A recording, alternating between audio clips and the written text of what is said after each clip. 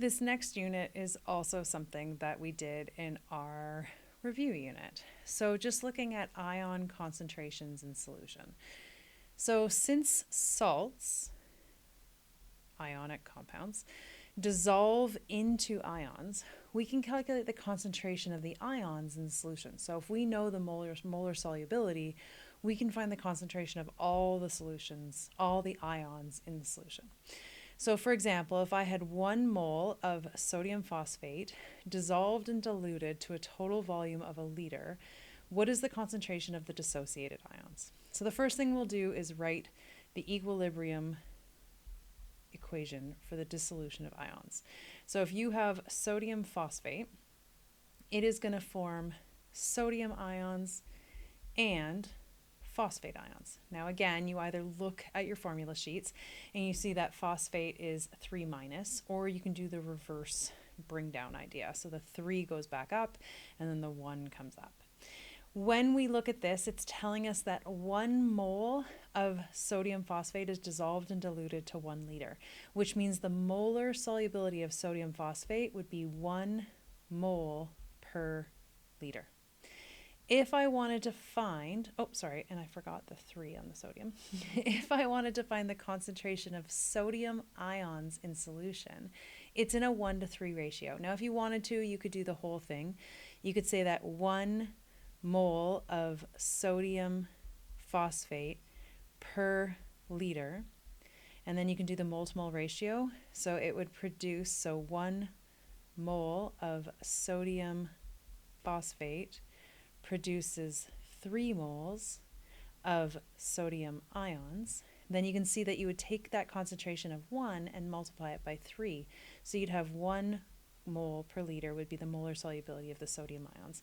So you could put 3 here, whereas the phosphate is in a 1:1 ratio, so it would produce 1 mole per liter of the phosphate. So again, this is just a dissociation of ions in solution. You're just looking at molar ratios. So say that this is in a 1:3:1. So this 1 mole per liter of sodium phosphate would produce 3 moles per liter of sodium and 1 mole per liter of phosphate. So give this one a go. This one says, what is the concentration of all ions present in a saturated solution of silver carbonate?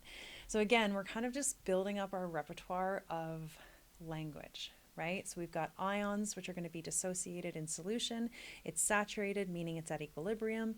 So we would have Ag2CO3 in equilibrium with 2 silver ions and a carbonate ion. Now I've stopped writing states. If I was asked to do this as a dissociation equation, I would put my states in.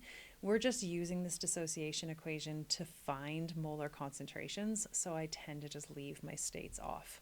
Plus, it doesn't really say that I started. I guess it would have to start with a solid, and then it would produce this aqueous solution. But again, I just leave my states off. Okay, but the concentration of the silver carbonate is 1.2 times 10 to the negative 4.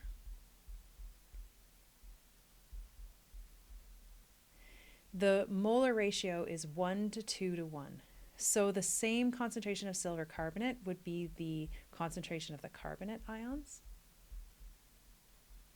But then the silver would be twice that. So it would be 2.4 times 10 to the negative 4. So again, you can do this molar ratio if you want, or you can just look. We're always starting with 1 of my dissolving compound, and so I just multiply it by whatever the coefficient is. All right, this last one is starting in grams per liter, and it wants you to find concentration. So what would we do? Well, for this one, we're going to have aluminum sulfate dissociating into aluminum ions and sulfate ions, right, in a 2:3 ratio. First thing we have to do is find the concentration of the aluminum sulfate. So we know that we have 8.60 grams of the aluminum sulfate.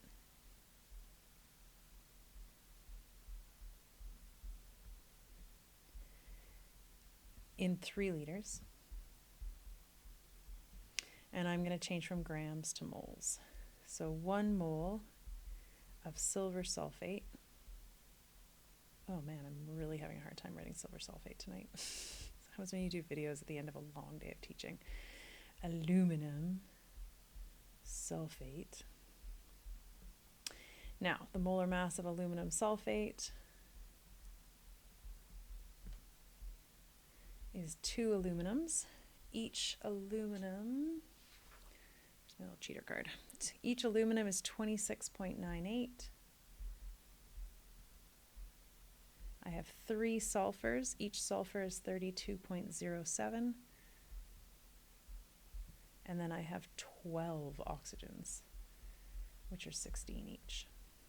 So then the molar mass of aluminum sulfate, I didn't write down. So let me just do the math.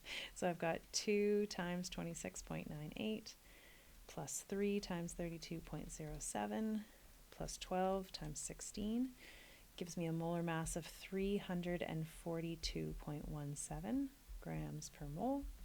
So that 1 mole weighs 342.17 grams. So then the concentration of aluminum sulfate would be 8.6 divided by 3 divided by 342.17, which would give me 0.00, now I'm going to go to 3 sig figs, so 0.00838 moles per liter, right, or molarity. And that's the molarity of the silver sulfate. If I wanted to find the concentration of the aluminum, it would be 3 times that answer that I had, which would give me a concentration of, to 3 sig figs, 0.0251 molar. And then if I wanted to find the concentration of the, why did I write 2 times? Sorry, you guys know I meant 2 times there, not 3. Caught it. Otherwise I'm redoing this whole video. 0.0168 moles per liter, or molarity. And then the concentration of my sulfate is going to be 3 times the 0.008377. It could be good to have stored that in your calculator. I have a tendency just to go divided by 2 times by 3, so take it back to that 1 molar and then times it by 3, and then there I get my 0.0251 as my concentration of sulfate ions. And again, for each of these, if you like scientific notation, you could put 1.68 times 10 to the negative 2 molar, and then for this one you could put 2.51 times 10 to the negative 2 molar. I'm never picky about which one you choose to use. Awesome, that's the end of 3.4.